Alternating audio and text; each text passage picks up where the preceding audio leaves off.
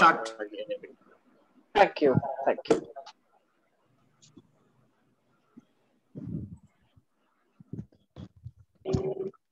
Namaskar to everyone, and not only from me, but also from India. Again, namaskar to everyone. And I am Aniket Mahapatra, and you are watching DNT News. You are on and you are looking the global platform of ABTO. We are trying to touch an important and broad scenario. Visit Asia, home away from home. In this respect, we are today in a special segment, Borobudur Temple, where history lives forever, calling you, of course calling you. In this webinar or in this live show, we are accommodate an exceptional format with lecture and interaction, also questions. Of course, every stream has the same destination, Borobudur Temple, the ornament of the world. Now, I would like to introduce the respected chief guest and the other respected guests and dignitaries. Today, we are very lucky to get Dr. A.S.T. Darmono as our chief guest in this web platform. His work is so vast and meaningful.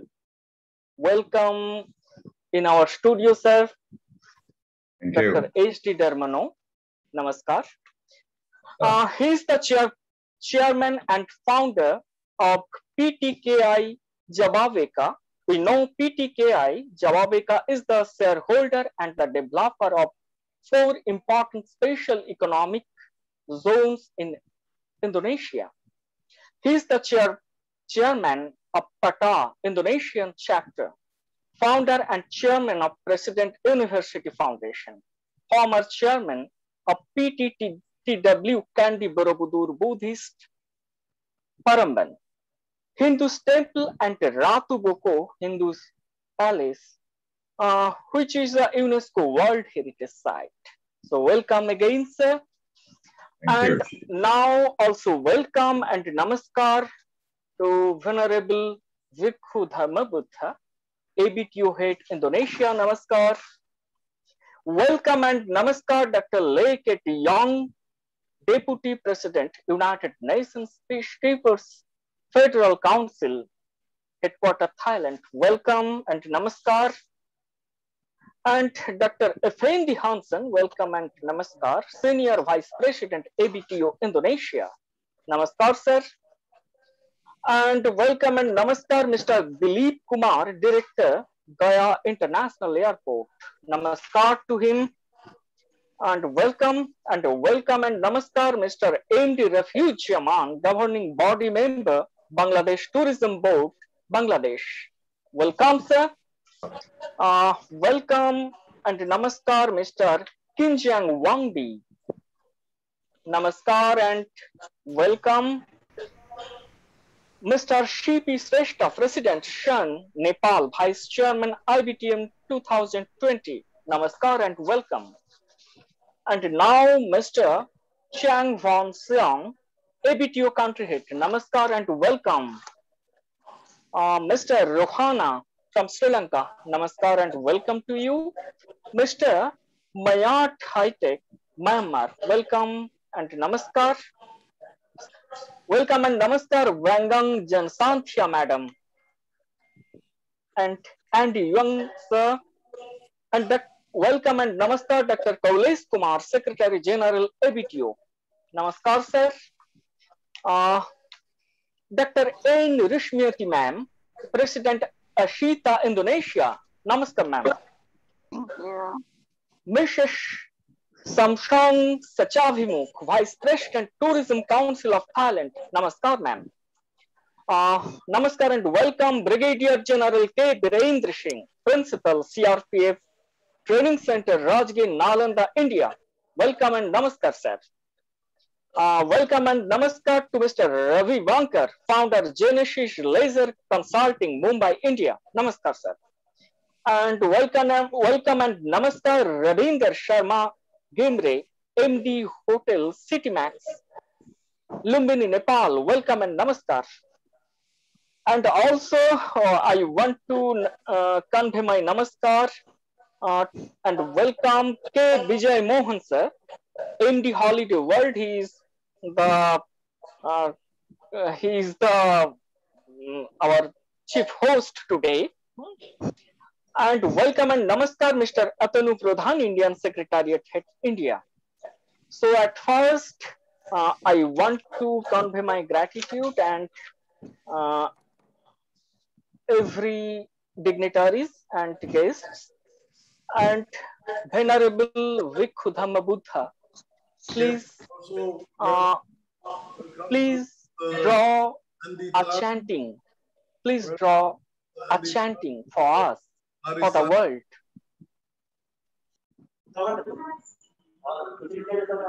So before we start the program, sorry, we will start with pray. Would like to homage the Buddha, Dhamma, and Sangha. Namo tassa bhagavato arahato samma sambuddhassa. Namo tassa bhagavato arahato samma sambuddhassa. Namo tassa bhagavato arahato samma sambuddhassa. May our program today can successful and bring benefit for any sentient being.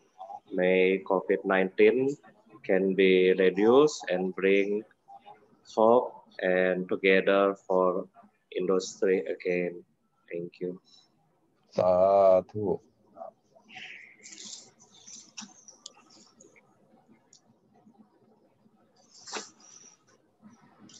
So maybe I will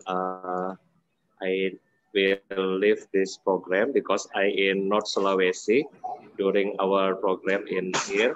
So I will have the meditation program after this. So thank you so much for everybody, and I hope all of you can help and stay safely. Thank you.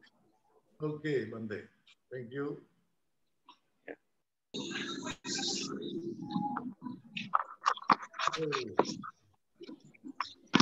Come, Mr. Komarudin Hidayat. Oh, makasih. Okay. Mr.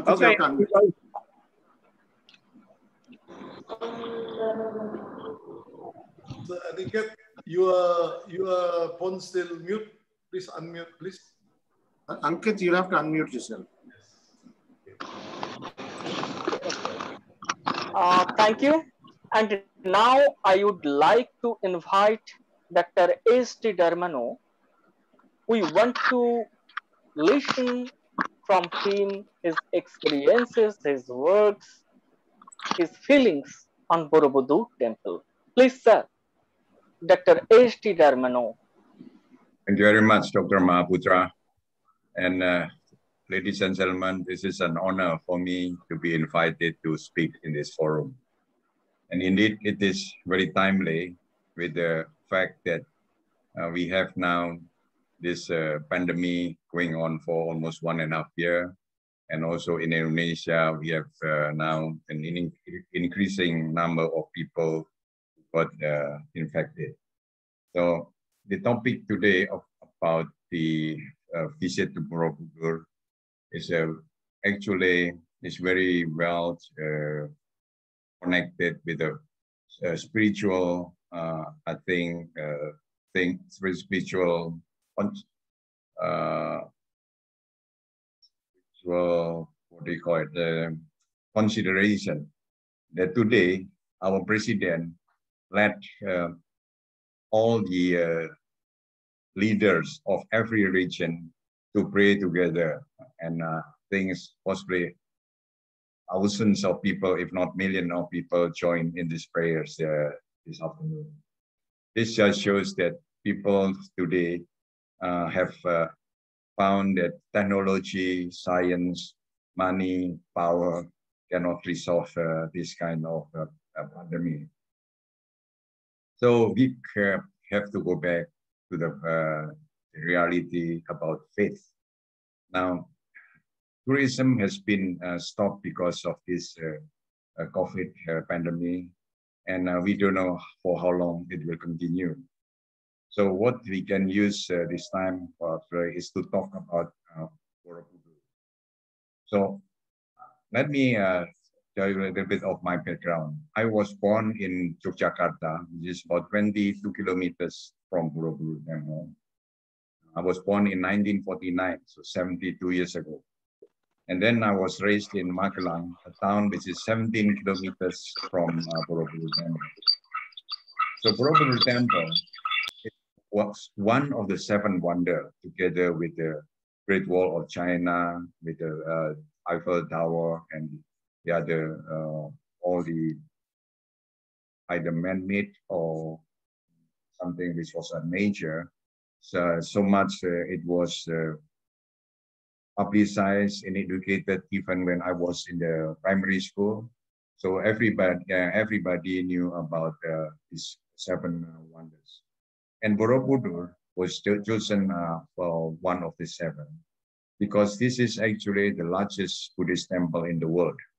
And why it is not in Nepal or in India or in Sri Lanka, but why it was built in Central Java.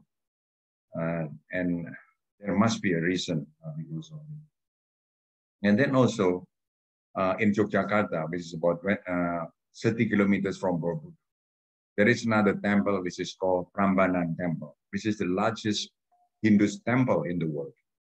So there are 2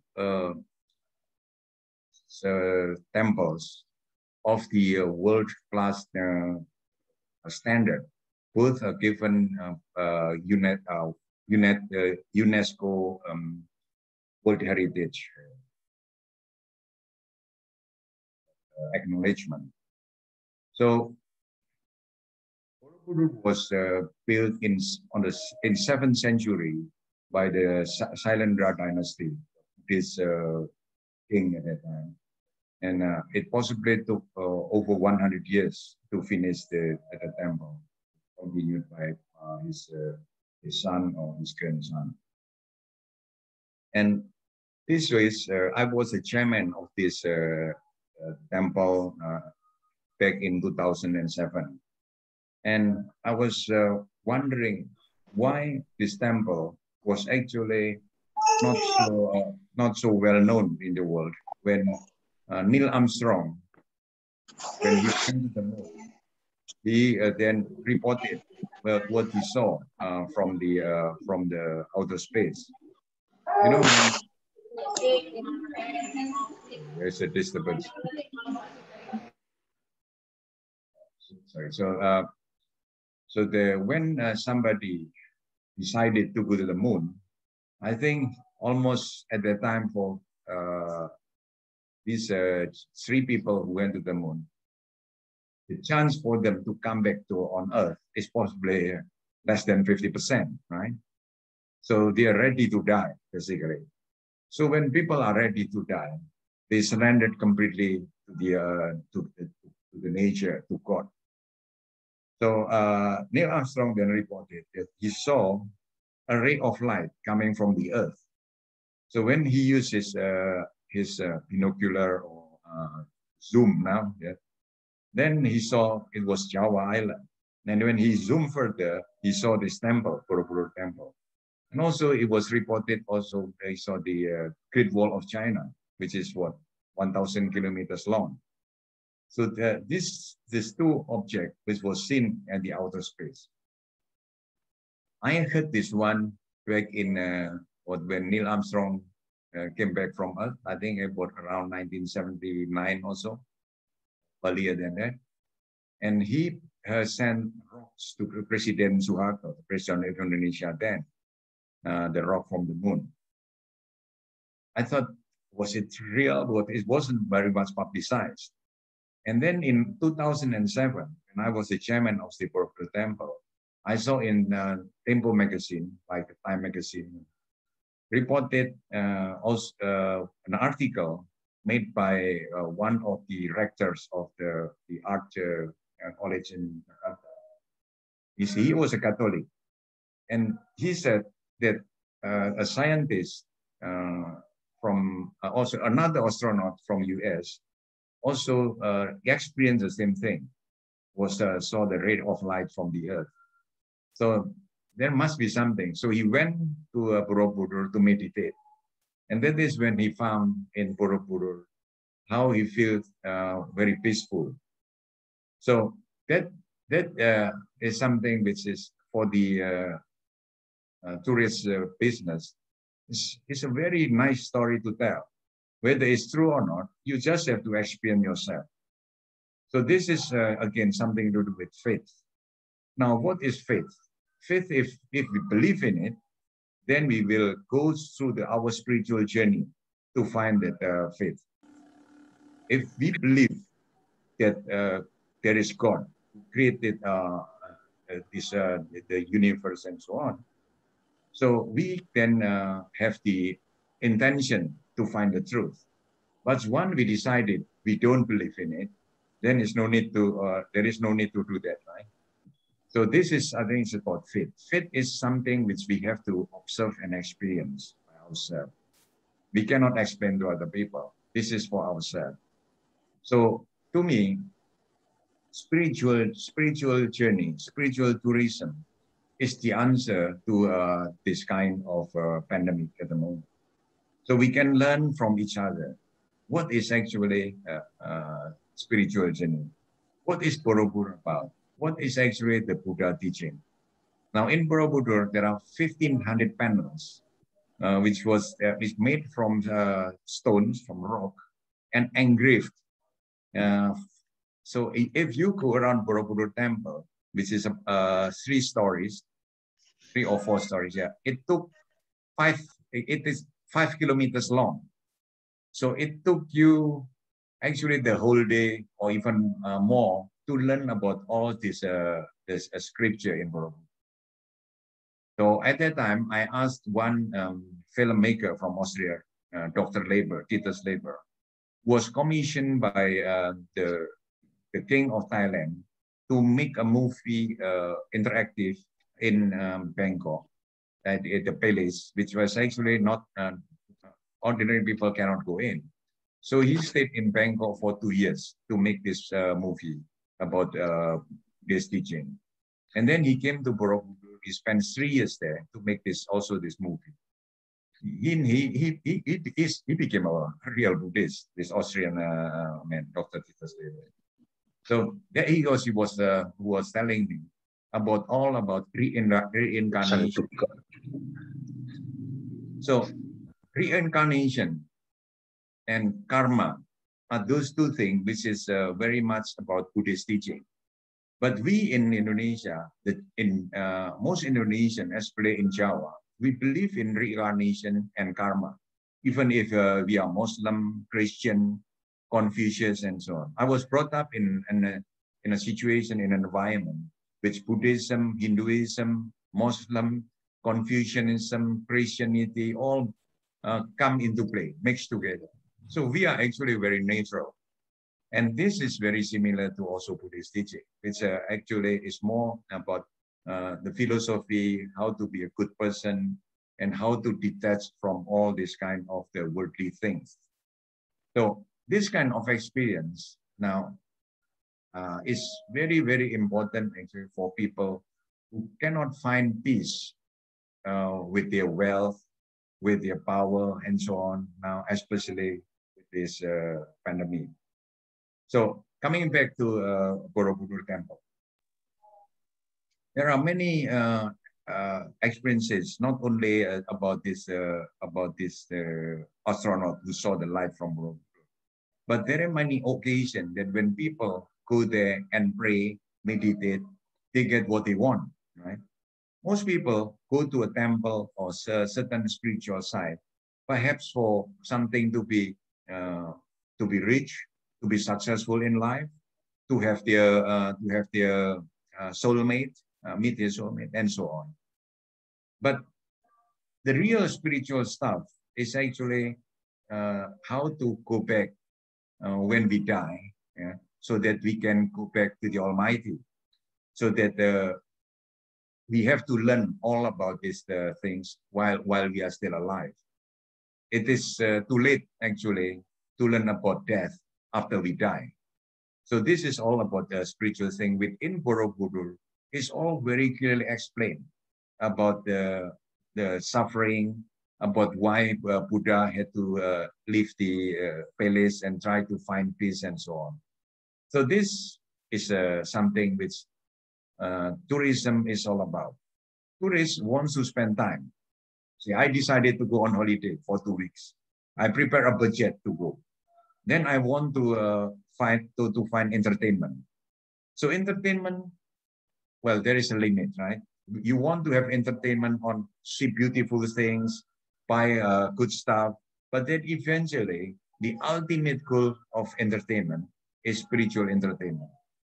Feeling peaceful, feeling harmonious, happy, yeah, which can be bought actually just for a short time. You take alcohol, you take narcotics, yeah. This also can make you feel peaceful for a while. But then again, after the dosage is finished, then again we feel about the unhappiness and so on. So this is actually all about also Buddhist teaching. So when Hansen asked me to talk in this forum, I'm actually very careful because I can then explain about what actually Indonesia can offer, not only the temple, but also the spiritual teachings. We are so rich with spiritual teaching. We actually embrace all kinds of religion. Our ideology in Indonesia, which is called Pancasila, or the 5 principles, is number 1 is believe in God. No matter what is your religion, if we believe in God, then we are brothers and sisters. We can always talk. We can always do business together. We trust each other because we are brothers and sisters, because we believe in God. No matter what you call God is. You can call Allah, you can call Vishnu, you can call Shiva, you can call Buddha, what doesn't matter. But the substance is the same. So that is what is in Singapore. And number 2, also we believe in human rights. Our principle believe in human rights, which is human rights mean what? Actually, we respect international community because we are all human. We don't talk about I'm Indonesian, you are from Singapore, you are from India. No, we are all human beings. So we respect humanity. And then number 3 is about nationalism. Now, nationalism is very important because if we are united as a country, as a nation, then that is something which we can have what we call status, right? If we have no country, we have no status, right?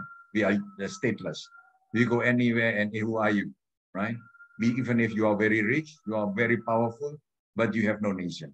So in Indonesia, the 3rd principle is we have to be nationalists, but at the same time, we have to respect human rights, which means we have to be internationalists too. And number 4, we must think about how we can come to a compromise through dialogue, which is democracy. Right? So we must have a consensus for agreeing what we don't agree through consensus. So we respect other people's opinions. And number 5 is about social justice.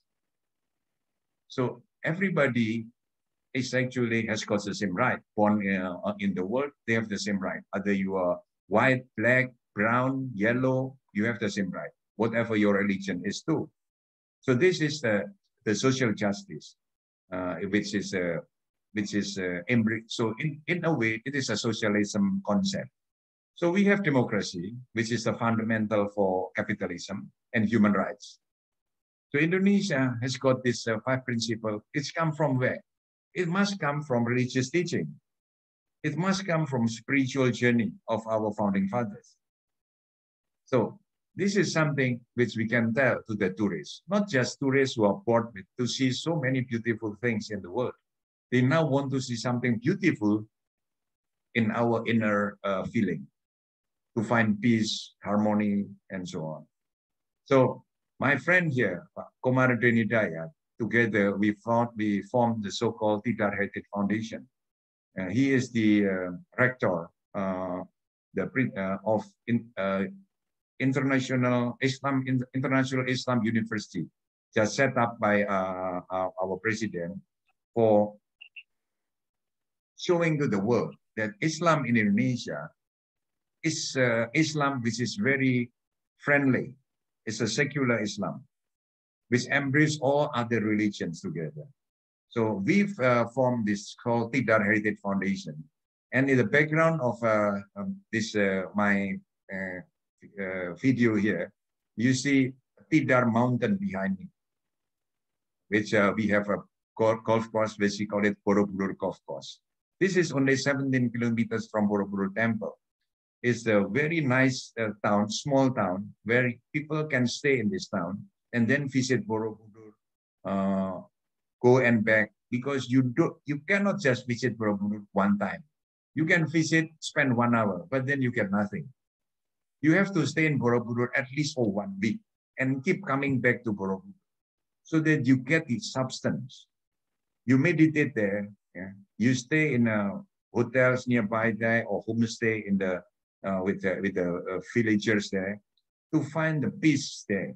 I brought Richard Gere to the temple. He came with his wife and his son in 2008 or 2009.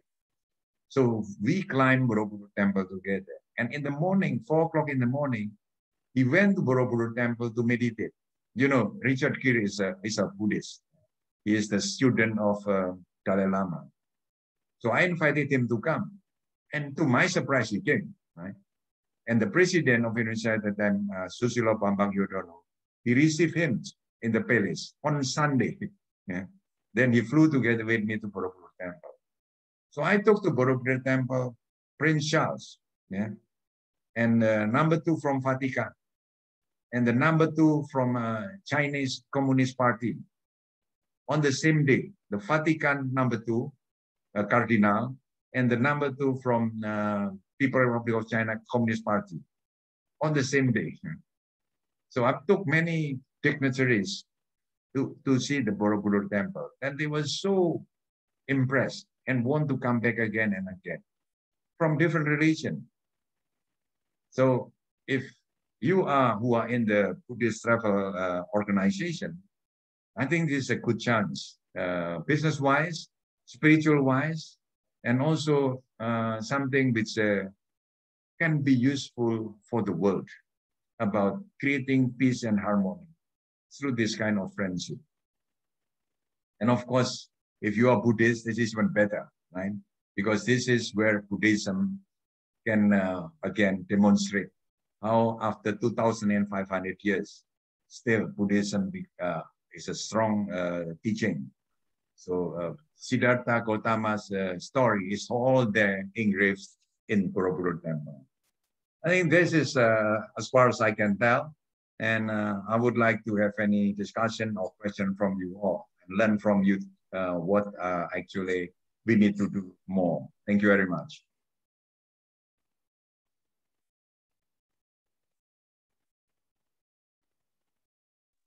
Thank you. Thank you. Thank you, Dr. H.D. Darmono. We heard his lecture with rapt attention. He is the living encyclopedia of Borobudur Temple and the heritage of Indonesia. So our respected guests and dignitaries, please interact with Dr. H.D. Darmono about Borobudur and the other heritage site.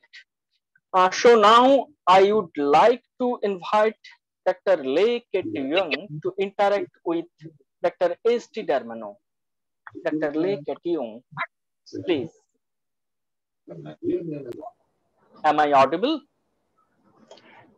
Yeah, okay. Thank you very much, Dr. Aniket. And also, I'd like to pay my respect to His Holiness Bhikkhu Tamaputo, but I think he already left the meeting. And also my respect to His Eminence Dr. S.D. Darmono, who gave us a very good commentary about the spiritual Buddhism, as well as Borobudur, and also especially the very motivational speech about concerning Buddhism and how even the astronaut from the moon can actually, when he looks down, there were rays of light emanating from Central Java. So that is actually something for those who are spiritually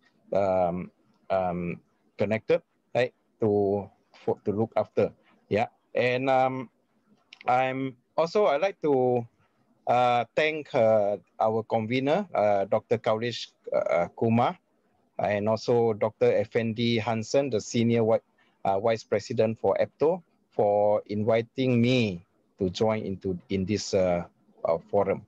Yeah. Actually, about Borobudur, it was constructed during the 8th and 9th centuries, as Dr.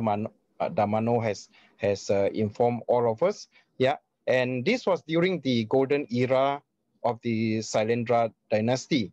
And Dr. Darmono also informed us about the reason why this huge temple, one of the biggest in the world, was built in Central Java, and why not in India or Nepal or in any other place? Yeah. Berarti kan nggak perlu buat bikin makanan kan? Please, Madam, unmute. Please, Madam, unmute. Tempe, susu ya di. This was some distraction. This distraction. Yeah. Okay. Yes. I think those was the golden era of Buddhism during that time, that 8th and 9th century, where this ruling clan from South India and Indochina helped to establish Java, Central Java, as a center of Buddhist scholarship and a place of worship. Yeah, during that time.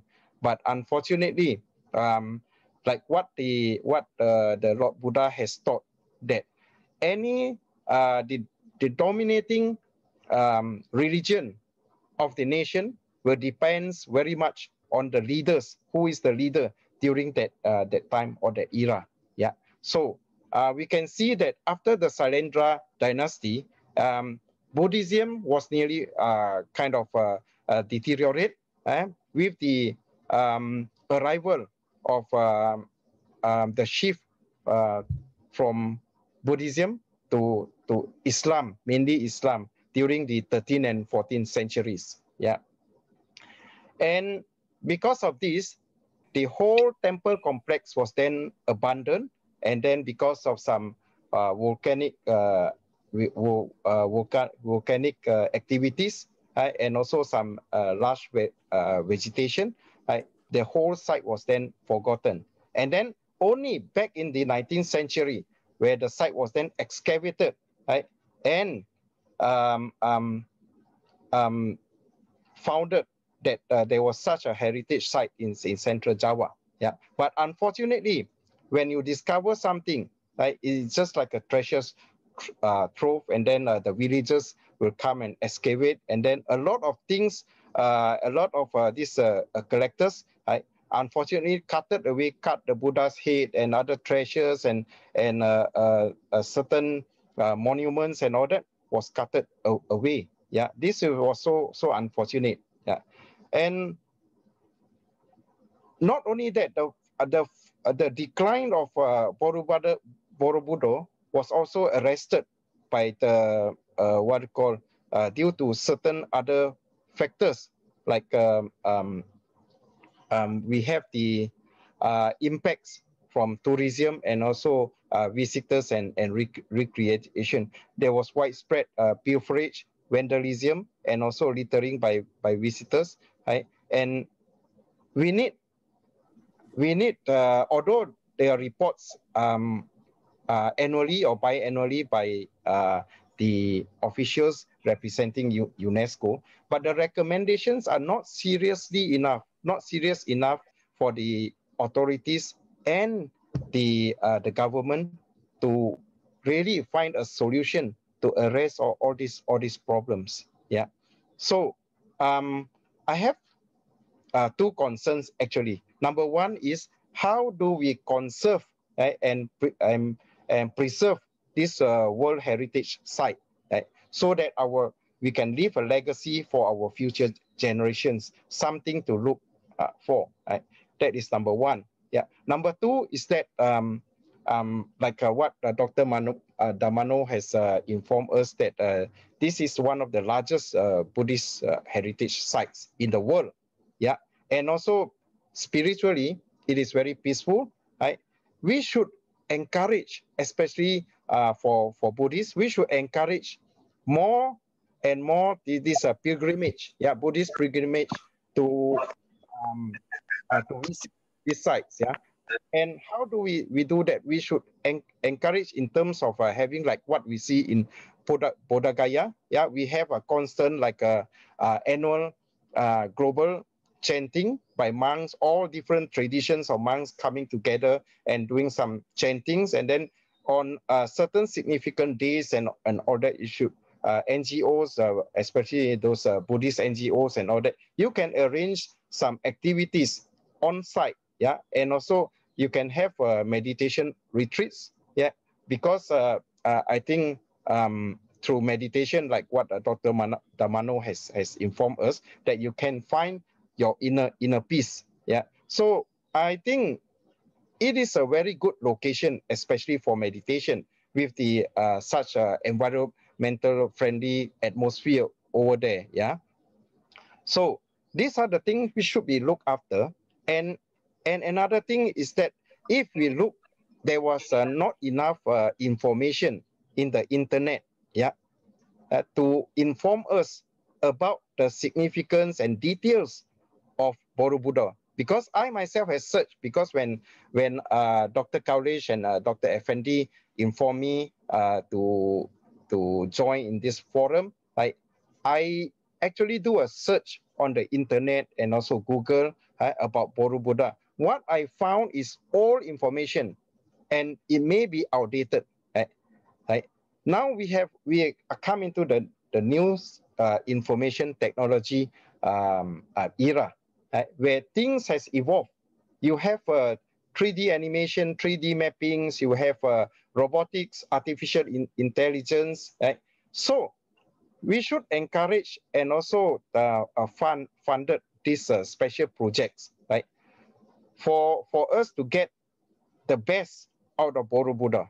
Like we can do some this heritage mapping, 3D mappings, and then put it in the net and those who are interested in it, they can actually look at it or as a 3D imaging, right? The various levels, because there are so many levels, right? So you can go into rooms after rooms, right? Like Dr. Darmono has mentioned, it's 5 kilometers long, yeah. But with the drones and with the 3D mapping and all that, more details will come up. And then when you point your mouse or something at certain place, like inscription and all that, you have the information in your hand, right? Right. This will be good if someone can do that, right? So this is just my idea and my proposal. I hope that the authorities and those NGOs can actually work on it to support this project, so that the future generations and also people who wanted to visit Borobudur in as a tourist, that they can actually do it. Right? With such technology, I'm sure one day this can happen, and then we can get more and more people to visit Borobudur. Yeah, yeah. Thank you. Thank you. Yeah, thank you very much. I think that is enough for my side. Thank you, Dr. Lee Kit Young. Thank you for the addition in this discussion. And now I would like to invite Dr. Effendi Hansen. Please join sir in this discussion. Dr. Effendi Hansen. Oh, thank you so much. Yeah, really, actually, it is for your turn all. My friend in abroad country, it is our, really, our opportunity could meet our senior leader, Mr. SD Darmono. Yeah, really, he was very well known in Indonesia, and very glad ABTO today we could be together with him. So please, you all in a broad country, yeah, you can make a question to him, because why? We are ABTO Indonesian because of his recommendation and his reputation. So ABTO Indonesia can do the pilgrimage very, very smoothly in Borobudur. So here, on behalf of ABTO, I would like to say thank you so much to my senior teacher, SD Darmono.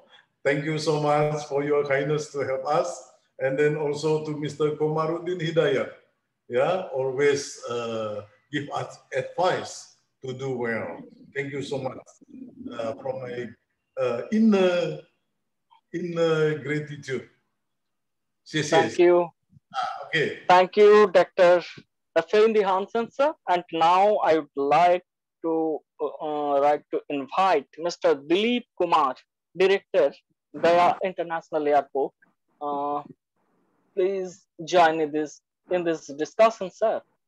Mr. Dilip, please. Namaste, namaskar. I am from Gaya Airport Director Dilip Kumar from Bodh Gaya. We are very nearby to the Bodh Gaya. Actually, I have heard about the Borobudur in my very younger age, when I was the ardent lover and supporter of things and rupees. When I have seen the Borobudur temple in Indonesian rupees and coins, then I have, because I know that Indonesia is an Islamic country, how this temple we know about Sumatra and Java. Then I have searched what is the Borobudur temple.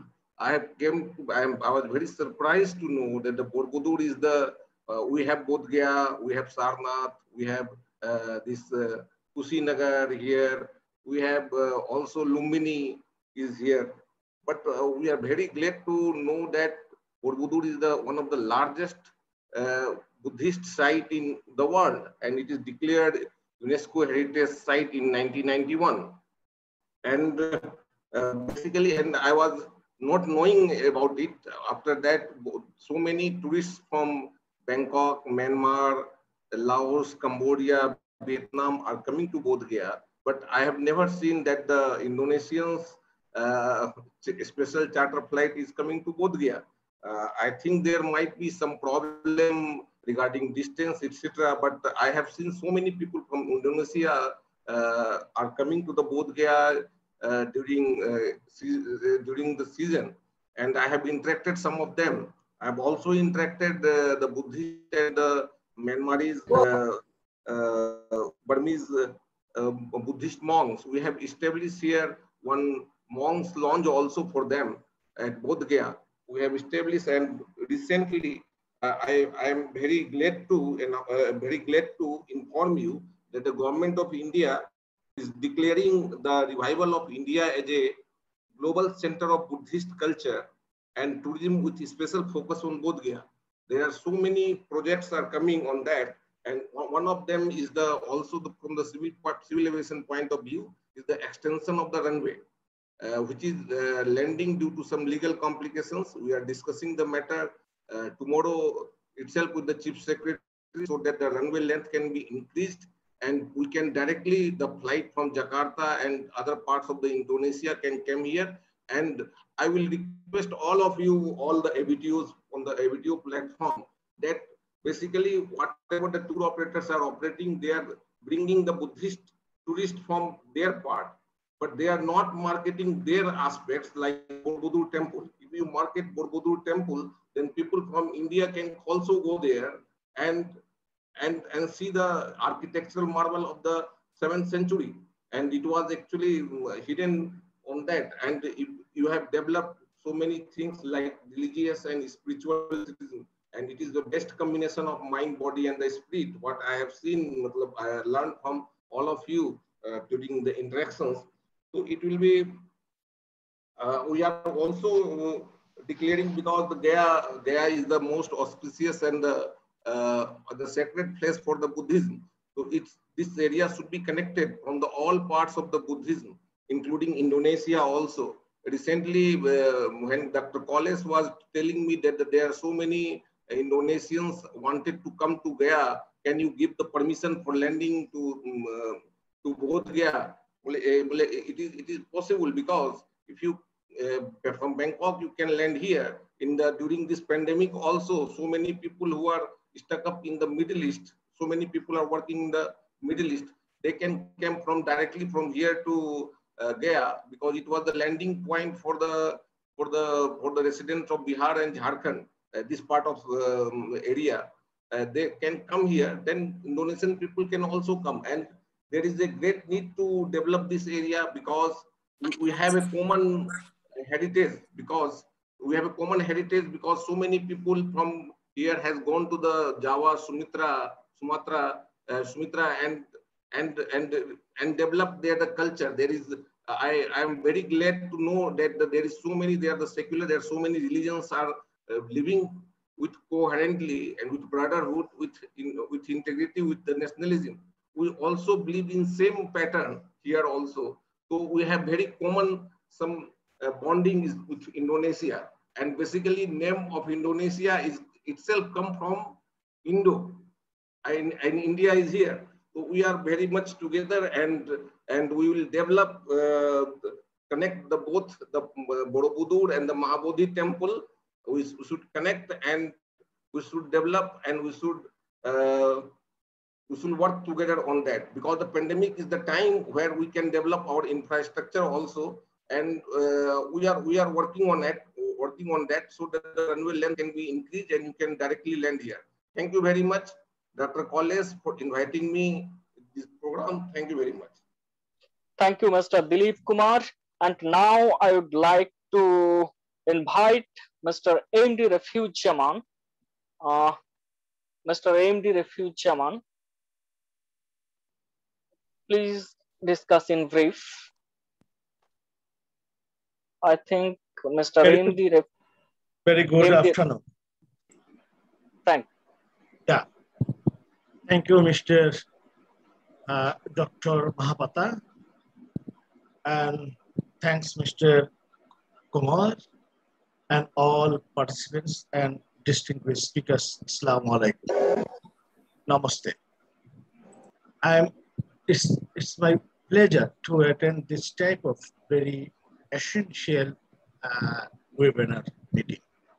I'm very glad to hear some spiritual lessons and teaching from Excellency Darmono.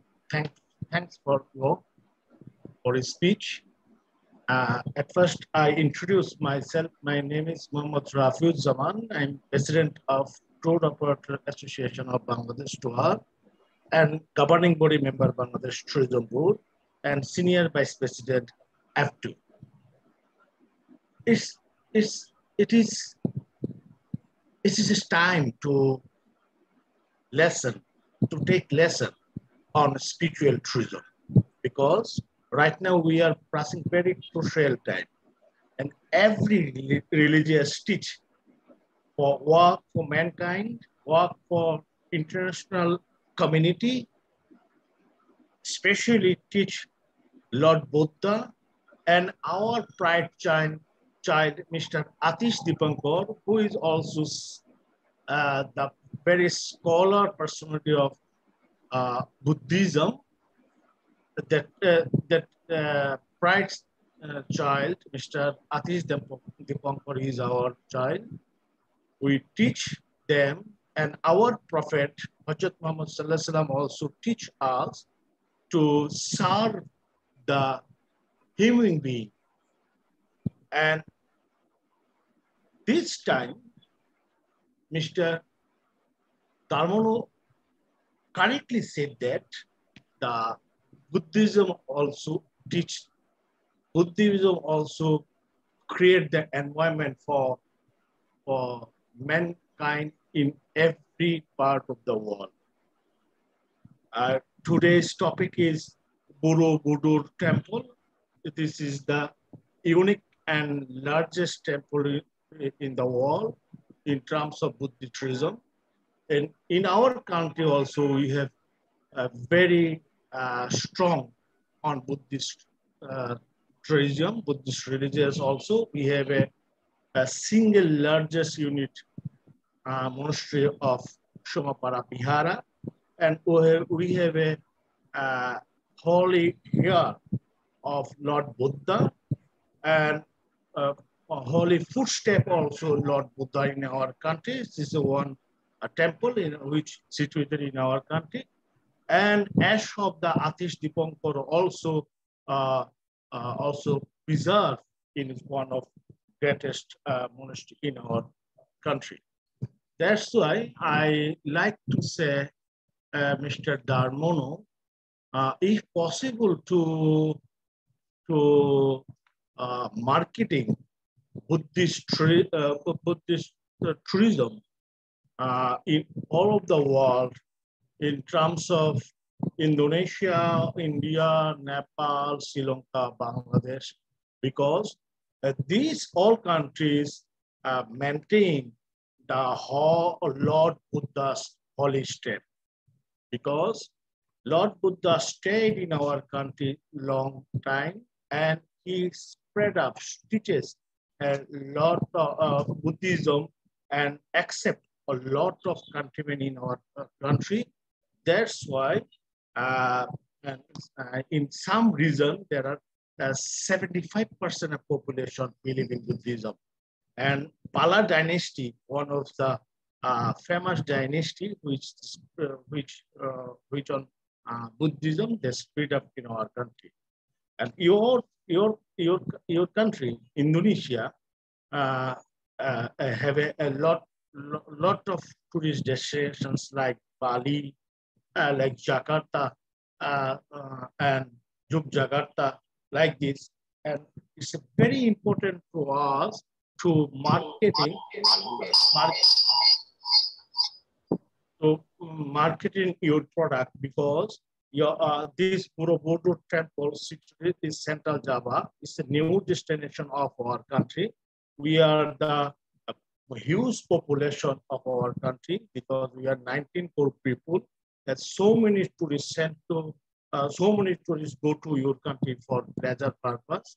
At this time, we focus on Buddhism and to marketing this unique temple. Thank you so much, and give me this type of opportunity. Dr. Effendi, Dr. Letier, and my very much favorite personality, Mr. Kailash Kumarji, thanks for all, and I try my best to promote Buddhism in my community. Thanks a lot. Thank you. Assalamu alaikum. Namaste. Thank you, Mr. In the Refugeman. And now I would like to invite Mr. Kinjiang Wangdi. Mr. Kinjiang Wangdi, please come in this discussion, sir. Good afternoon. Namaskar. Hello, can you hear me? Yeah, you are audible. Okay, thank you. Thank you, Dr. Mahapatra. And I would also like to thank Dr. Kailash Kumarji for inviting me to be part of the discourse here today. I think it's very fortunate that in a way, due to pandemic, all Buddhist tour operators have been further strengthened by frequent meetings, online meetings like these. And personally for me, I think I remember hearing about Borobudur temple when I was in grade 7, a long time ago, when I was studying world history. And the second time I heard was when I visited Indonesia in 1994. And the nearest I got to Borobudur temple was to Bogor, a few 20 plus kilometers away from Jakarta. But I think it is very interesting listening to what Dr. Darmono presented earlier this evening. I think Borobudur temple has a lot more scope to attract people as pilgrims and not so much as tourists. You know, if you want to attract people from Asian countries like Bhutan, Nepal, India, Bangladesh, because not many people can travel. And if people travel at all, it has to be on a pilgrimage.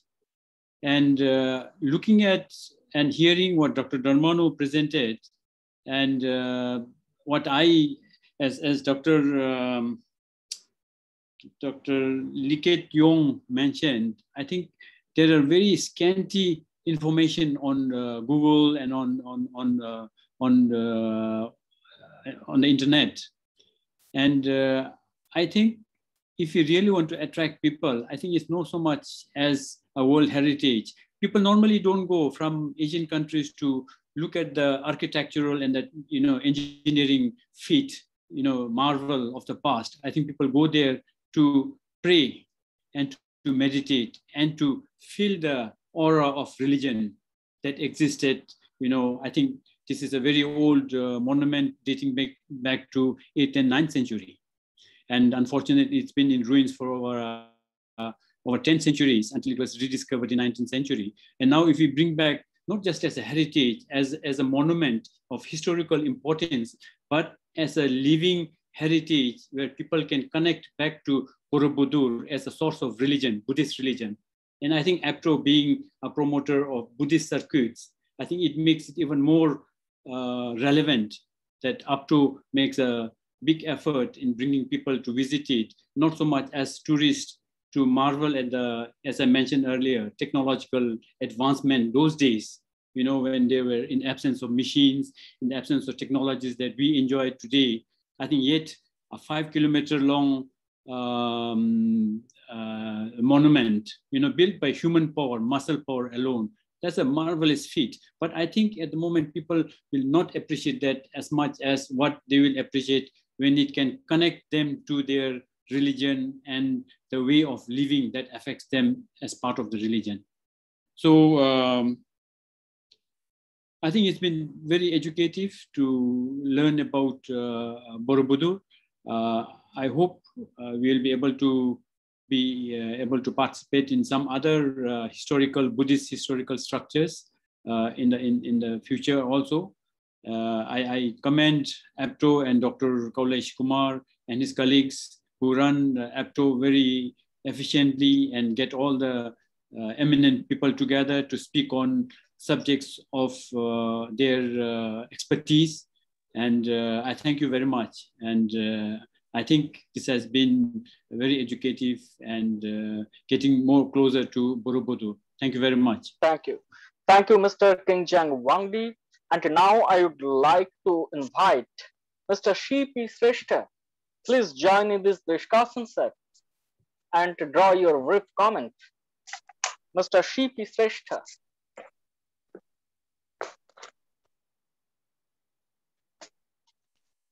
I think Mr. P. Shrestha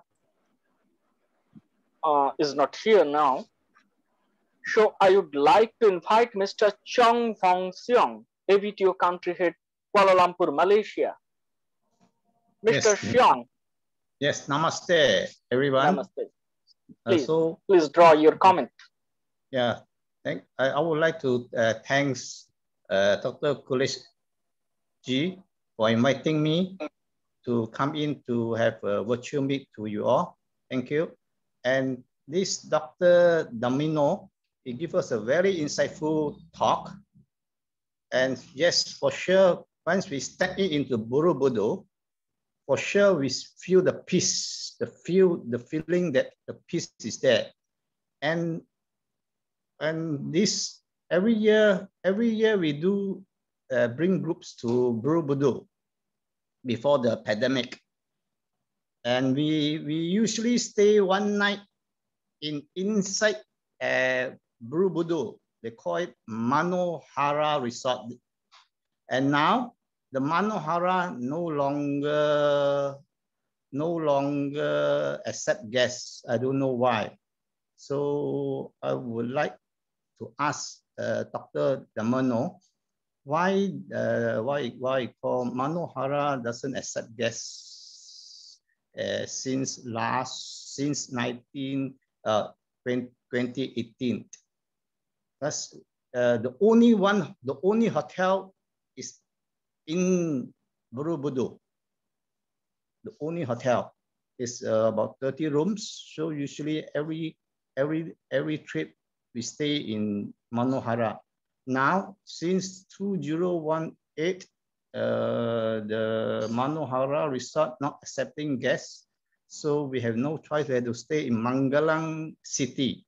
It takes about 10 to 15 minutes ride. So we have to go back again. So quite inconvenient. So I hope Manohara Resort will open up for the guests again. This is my comments. Thank you. Thank you. Thank you, Mr. Xiong. And now I would like to invite Dr. Rishmiyati. Madam, please join in this discussion and comment in brief, please. Dr. Rishmiyati. Yes, thank you very much. Ma'am, please. Yes, thank you very much. Thank you. Thank you. I'm very appreciate for this discussion. First of all, I would like to thank you for Dr. Darmono. I'm very appreciate because you can join here, and then your speed is very, very good. So easy to me because you already complete to explain. Because my obligation, I'm the president of ASITA, Association of the Indonesia Tour and Travel Agency. My obligation increase the role of member by making effort to advance the ability to improve the image of Indonesia tourism. Right now, especially for Pak Darmono, already mentioned, is very complete. Thank you, Pak Darmono, once again. We can discuss here. And the second, also, I'm very happy because all the people when give the speech, very respect for our country, especially for Borobudur Temple. This I'm very appreciate. And then I listen and then I make a note all the want to give the solution or give the suggestion. For right now, the point is I'm the the president of Association of Indonesia Tour and Travel Agency. Our member is 7,000 across 34 province. Especially also in the Borobudur Temple, I have special chairman. And then this is very good because right now also for this meeting, I will make a note to innovation rearranging to Borobudur Temple Tour package tour to adapt today, need innovating to create the new package according currently friends. And then friendly. Also, I make a note number 3. It is from Dilip Kumar for the block seat or charter. In fact, this is my obligation because I'm the owner of also travel agent, because the association travel agent is all our member is travel agency. So I will arrange, the same, Pak Darmono, Dr. Darmono always say, we must after this we action. Pak Darmono, right now I will action what the Mr. Dilip Kumar said with charter flight or the block seat. It is very good discussion. Maybe we continue after this, because we action after the pasca COVID, we must make a package. And then also thank you for Mr. Chong right now from Kuala Lumpur. You already been here. Thank you. You already bring tour to especially Borobudur, and then also this thing is from I cannot mention one by one, but also make a note marketing Buddha for India, Nepal, Bangladesh. So I'm very appreciate for this meeting. I will also listen, and then maybe when question and answer, I will also help, because my obligation it is to promote Indonesia, especially right now Borobudur Temple. For your just information, also 2 days or 3 days ago, yeah, Pak Darmono, we also make MOU with the Pak Darmono, also the owner of President University. In fact, I'm also make obligation for the training, for the leader, for the marketing, whatever we already signed with Pak Darmono. So Pak Darmono is thank you very much to support all the activity, especially tourism. As again, because Pak Darmono already mentioned is chairman the last time, especially for Borobudur. And then just information also, maybe with the Mr. Hansen, with Pak Andy, my partner from Singapore, and then Pak Biku Dama Fudo, also Mr. Kumar, all speaker. Thank you very much for just information. 3 months or 4 months ago, I went with the Pak Darmono and Pak Hansen and Pak Andi went to Borobudur to study and then to make a package, the interesting, and we prepare all activity there. Hope when we all the people from Bangladesh, India, also Nepal will be satisfied to come there, because Indonesia very I mean good hospitality, especially for Borobudur Temple. That's it. Thank you. Also, thank you for Komarudin Hidayat here. Thank you. Indonesian people right now is complete. So we go together to prepare our country, especially for Borobudur Temple. Thank you once again. I'm waiting for if any question, whatever, I'm ready to answer. Thank you very much. Thank you again for all this linguist, the speaker, and all participants. Thank you very much. Thank you. See you in Indonesia, especially Borobudur Temple.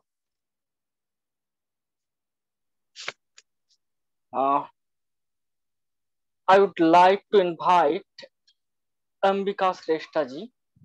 Please join in this discussion.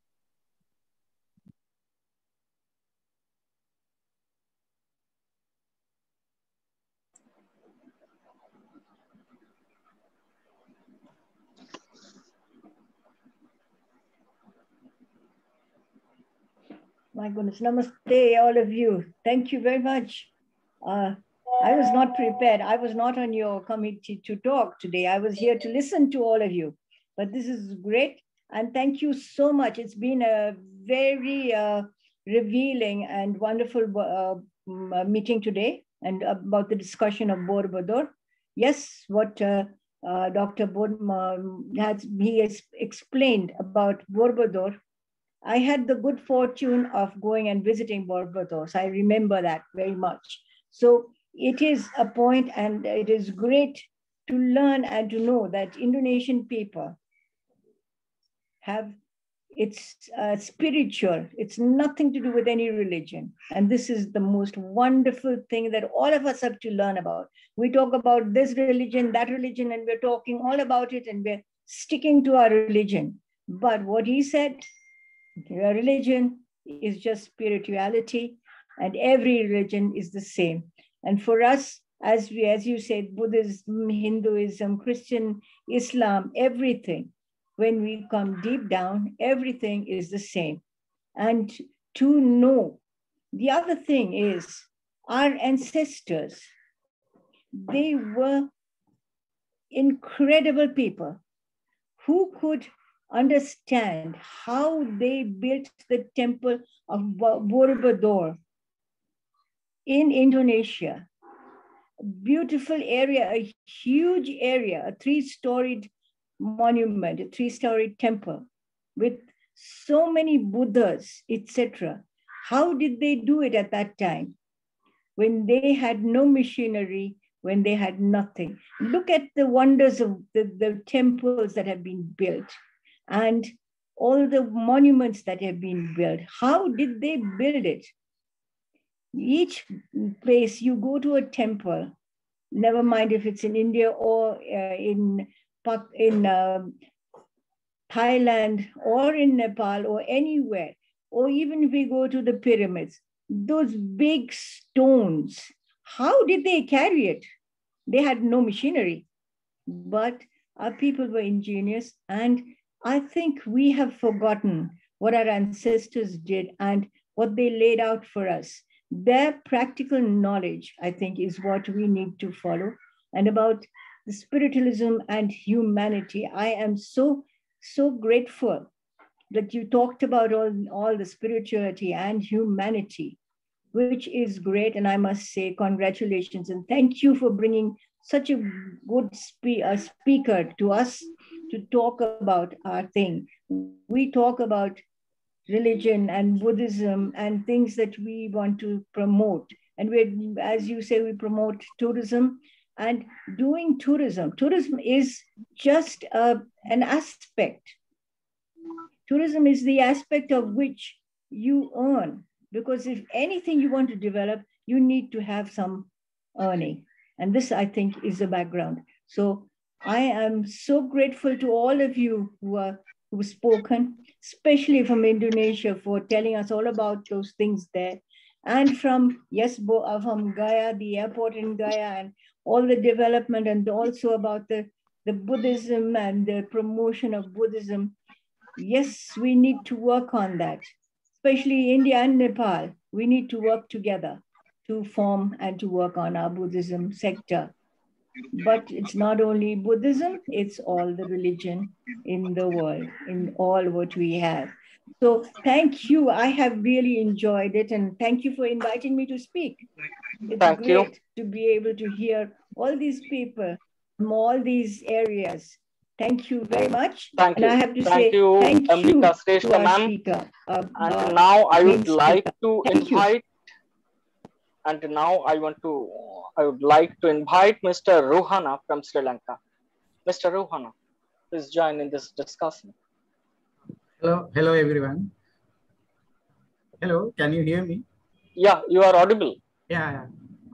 I have a great pleasure to join this forum as Sri Lankan representative of ABTO. And I would like to express my appreciation to Dr. Darmono, Dr. Young, for sharing valuable information about Borobudur temple, as well as the spiritual aspect of Buddhist practices. And Borobudur is not only the world's largest monument, but also a place for great veneration and great respect. And actually, thank you very much for sharing this valuable knowledge. I hope once the pandemic is over that we would be able to promote this Buddhist tourism between countries. Thank you very much. Thank you, Mr. Rohana, and I would like to invite Mr. Mayat Haitek from Myanmar. Please join in our discussion, sir. Mr. Mayat Haitek. ठीक है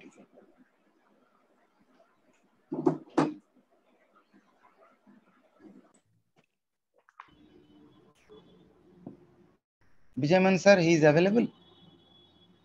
He's not there. I've just seen. He's not Okay, available. please.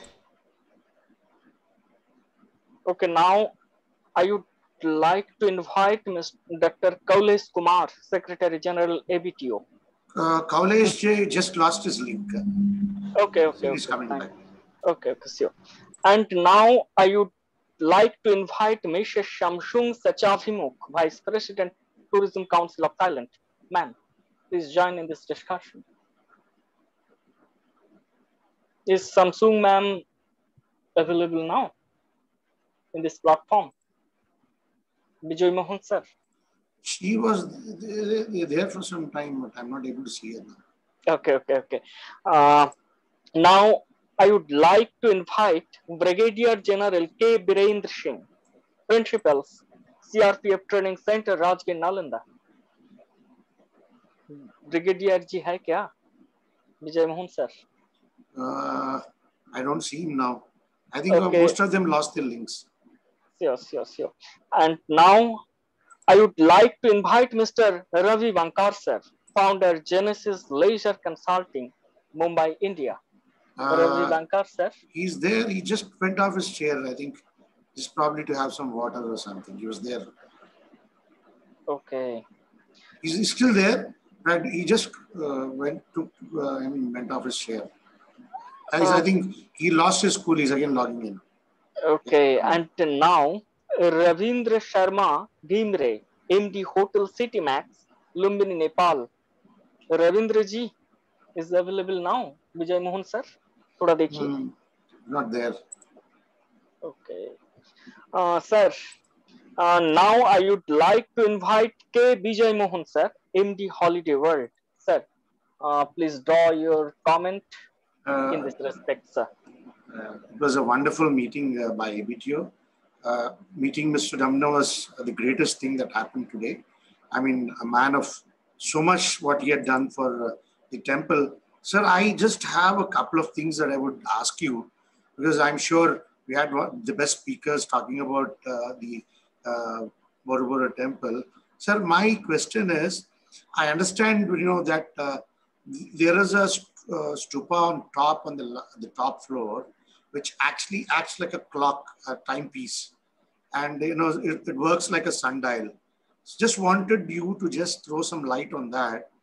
And also, sir, there is a confusion on the very meaning of the temple, the Borobudur, because I've gone through some depicting in the name of Buddha, some in the name in the local language. So there is a little bit of confusion. And also there is a significance where these three temples, along with the temple that is the Pavan temple and the Bindu temple, are on in one straight line. The significance of this, I think if you could tell us, I think it would be some kind of enlightenment to us.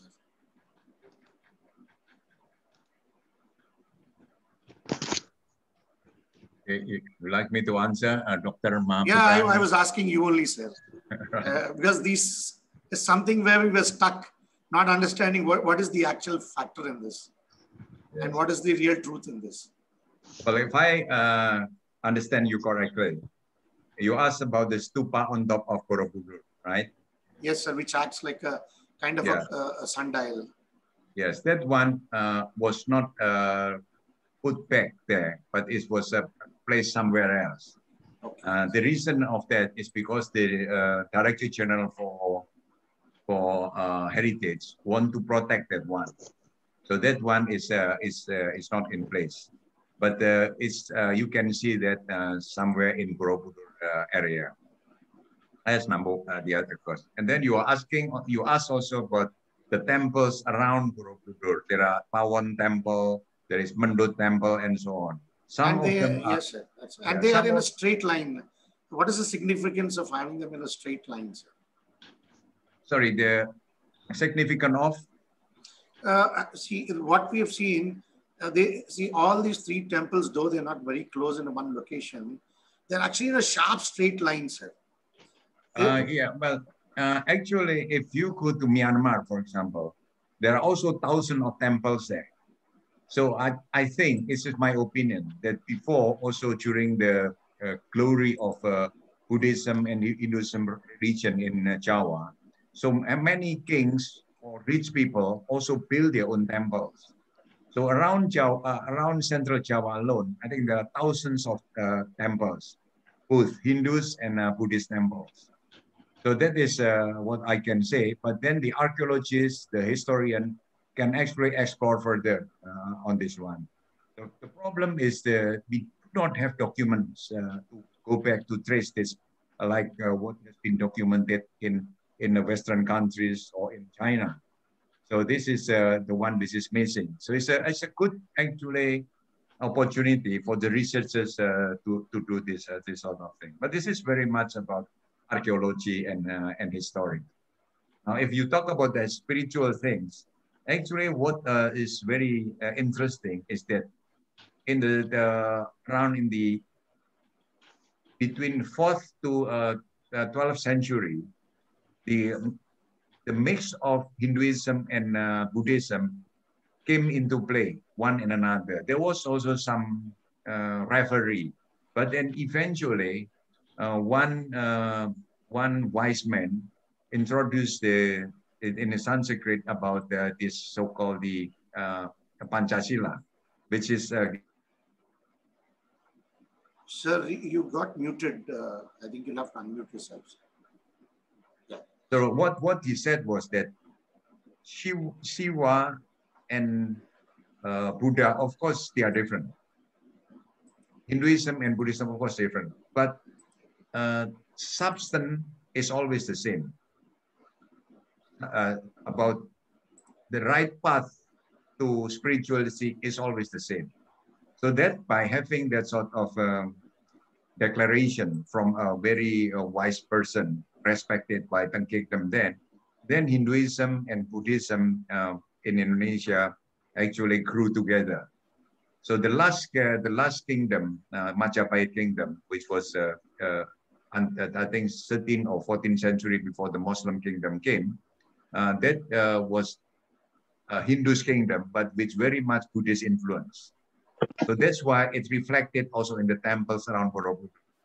I don't understand about the straight line, but there must be something there which actually follow the pattern in India. Like there was the Ganga River there, and where is the Ganga is the Ilo River and Kulon Progo River. They come together and form a delta. So that was used also as a place for pilgrim in near Borobudur temple. That's what I can explain. I'm not an expert in this area. This is only what I can understand. Okay, and then I also would like to answer the question from Mr. Chong from Kuala Lumpur, or the Manohara Hotel. Yeah, the Manohara Hotel, actually, it wasn't a hotel. It was a research center, was given the recommendation by UNESCO, a study there. So it was a research center about the archaeology and so on. But then because it was not properly maintained, at certain time, it was then used as a hotel. And during my time as a chairman there, I also used this as a hotel or managed that one very well. Actually extended the rooms from 24 to 30 rooms. But then the new management thought, I think they want to go back to the original concept as a research center. But there are many hotels around Borobudur. The most expensive one is, of course, Amanjiwo. I think you have to pay like $2,000 per night minimum. And then there is the other Plataran, also about $500 per night. But then there are many other small hotels around Borobudur, which you can stay. You don't have to go to Magelang if you want to meditate. You can stay in Borobudur hotels, even homestays. There are many homestays around. It depends on your budget and whether you want to also experience living in the village with the people there. So there are many homestays there. And then in terms of promotion, Dr. Lai also mentioned about the lack of promotion which I agree completely. I think this is a note where Asita, Ms. Rosmiati can also do something with the travel agents there. How we can promote Borobudur, get improved technology and so on.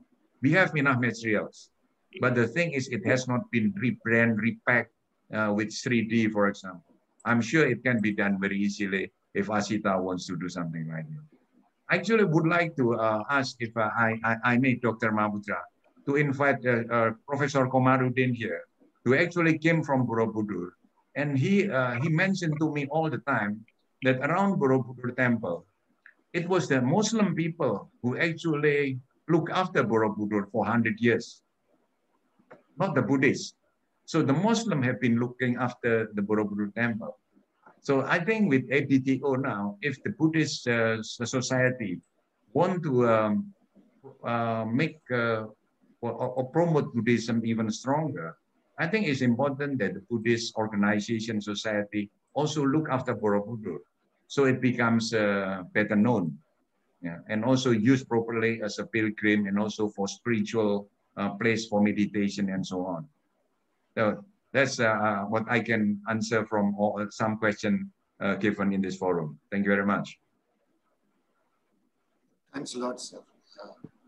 Ravi Bankar sir is back. You can invite him. Thank you. Thank you, K. Bijay Mohan sir. And now I would like to invite Mr. Ravi Bankar. I just looked. Ravi Bankar sir is here. Sir, you'll have to unmute yourself. Sir, you'll have to unmute yourself. Ravi Bankar sir, you'll have to unmute. Now you can hear me properly? Yes, sir. You can go ahead. Yeah, you are audible now. As a tourism professional, I have two concerns about it. Of course, it's a very interesting topic. We have covered the historical significance. We have covered its religious and spiritual dimension and the spread of Buddhism in Indonesia. But in the contemporary times, there are two issues which are very pertinent. One is how we can mitigate the excessive tourism on iconic Buddhist sites such as Borobudur.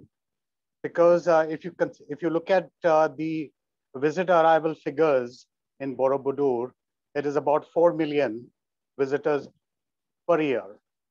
Now, during the peak time or the peak period, we have seen almost 60,000 to 70,000 visitors visiting the Borobudur temple every day. That is almost 4,000 to 7,000 visitors per hour. So the capacity of the temple complex and the number of visitors are mismatched, and it is causing great concern. Hello, can you see me and can you hear me? Yes, sir. We can hear you, see you. Okay. So, so this particular mismatch between the tourism capacity of the temple complex or the site and the number of visitors arriving at the site is causing great concerns about excessive commercialization in that area. Because if you look at the other monuments in India as well as in Cambodia, the great Angkor Wat, it has actually become a serious case for creating a balance between tourism and the conservation aspect of the monuments. So we need to understand that conservation is supreme, because if we want to understand the meeting's theme today, that history lives in these monuments. Of course, it will be living forever if you conserve these monuments and preserve them for posterity.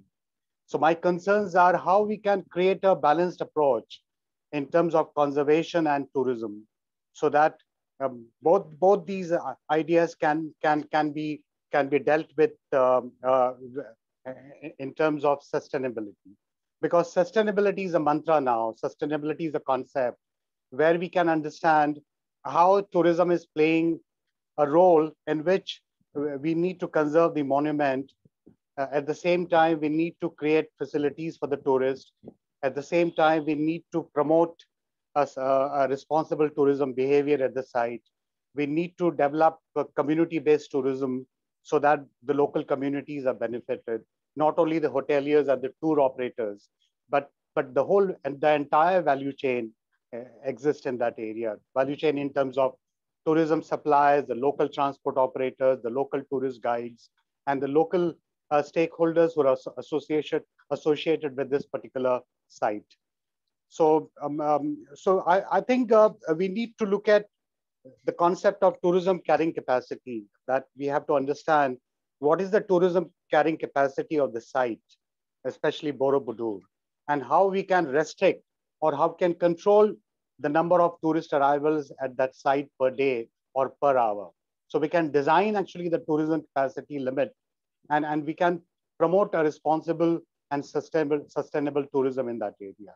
Second is the government of Indonesia, especially the Ministry of Tourism, need to look at understanding this area's core features, the iconic the site features or attributes, and notifying this area as a special tourism zone or special tourism area where there will be a controlled development of facilities. Because we have seen any iconic tourist attraction or any site, we see the haphazard development, uncontrolled development of tourist facilities, hotels, restaurants, shopping centers, and visitor amenities. So we need to create a zoning plan where we can notify different various zones in that area. One zone for hospitality, one zone for visitor facilitation and interpretation.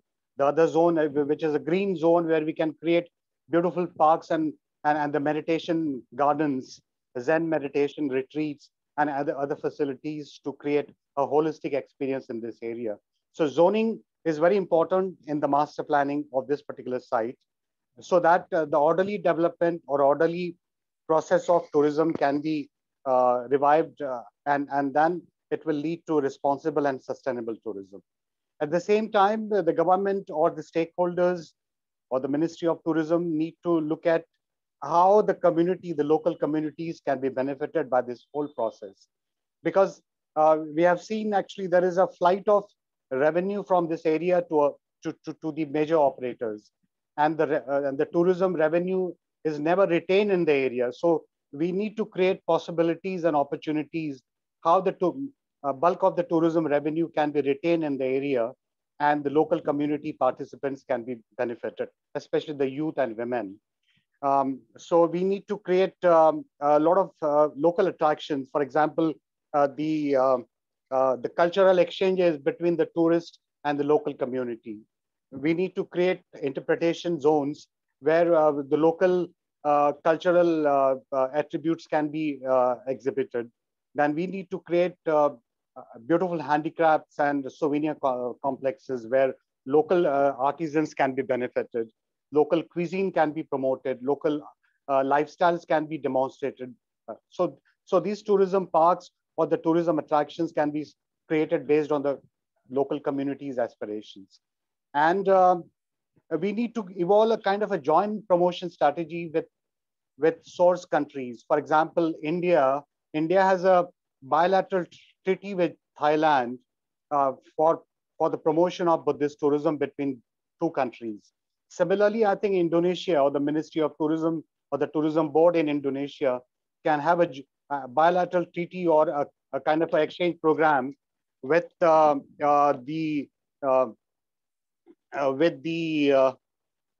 Ministry of Tourism in India, so we can promote places like Borobudur, Nalanda in each other's country.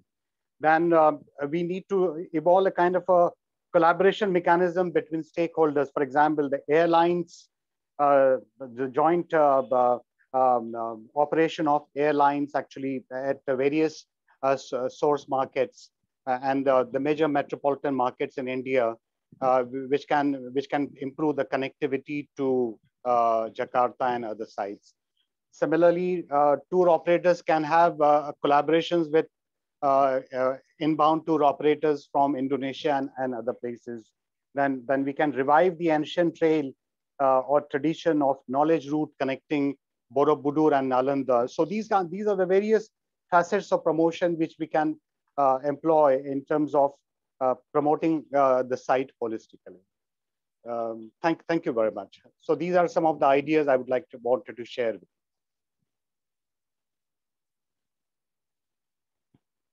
Thank you. Vijay Mohan, sir. Yeah. Well, I'd just like to thank Professor Bankar, Dr. Mahar Putra, if I may.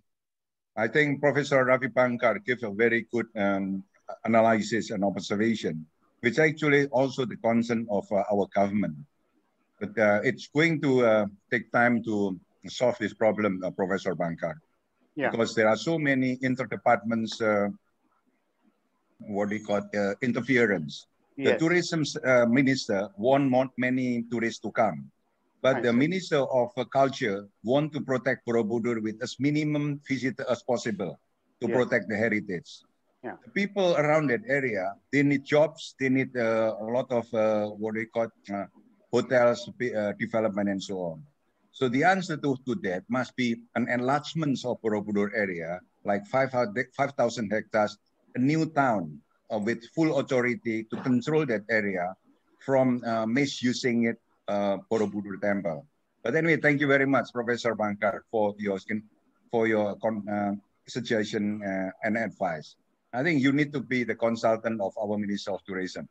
Yeah, I look forward to that opportunity from you. Thank you. Well, when there is a chance, if you can give me your contact later on, then I think. Yeah, sure. Yeah, definitely. Thank you. Thank you. Thank you, Mr. Ravi Bankar, for his important addition in this discussion. And Vijay Mohan, sir, is there anybody there, our listed speakers? No, I think nobody has come back. We lost.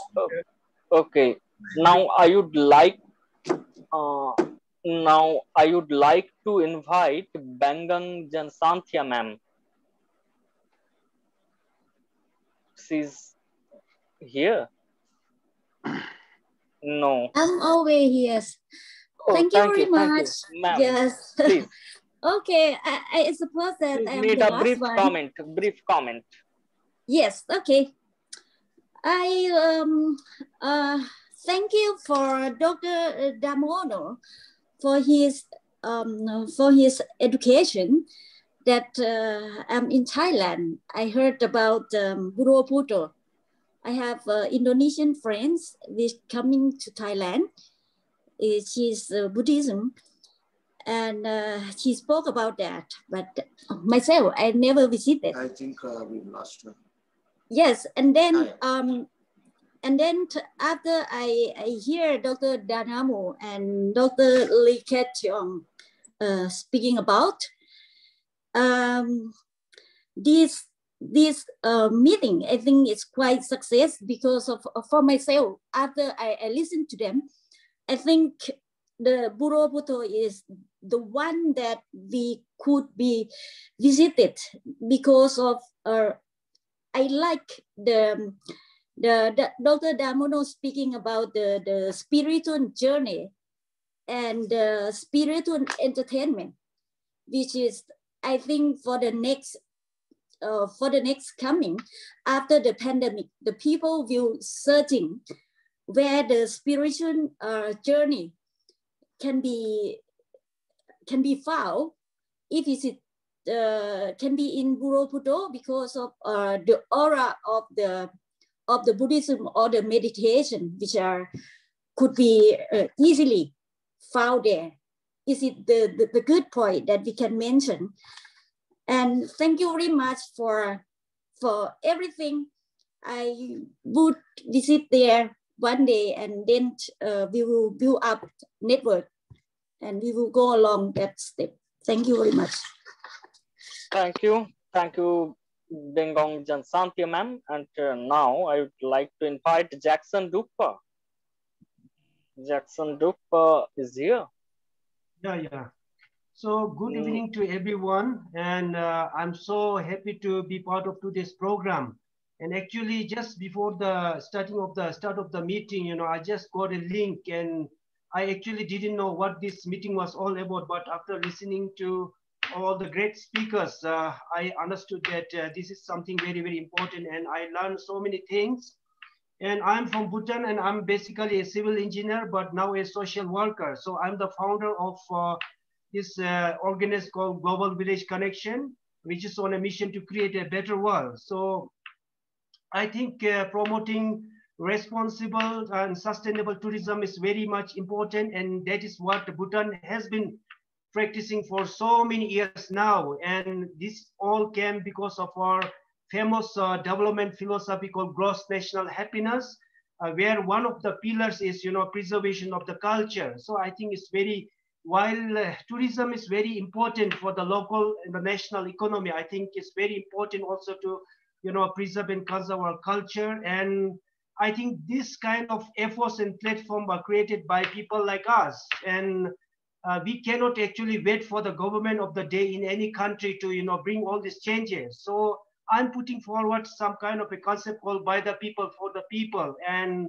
it's very good to see that, you know, people are coming to this higher level of consciousness and all these things. And I'm very, again, happy to know that this Borobudur temple is one of the biggest monument in Buddhism. So this is something I knew only today. And I'm also a tour operator in Bhutan, and I'm looking forward to promote global tourism. And I'm in the process of building a very huge global network. Our target for 2021 is to create a network of 100 million, so that we come up with complete format to create a better world. So tourism, I think, is very important, and I hope to work with so many, you know, like great people from different countries in the world. Thank you so much.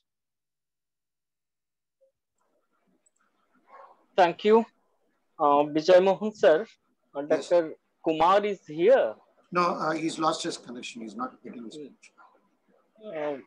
Already he informed that his network connection is very bad. He's having so I want to draw a conclusion. Thank you, Dr. S.D. Darmono, for your important lecture. And thanks to all guests and dignitaries for your valuable and important addition. Thank you very much, and ABTO will organize so many programs like this.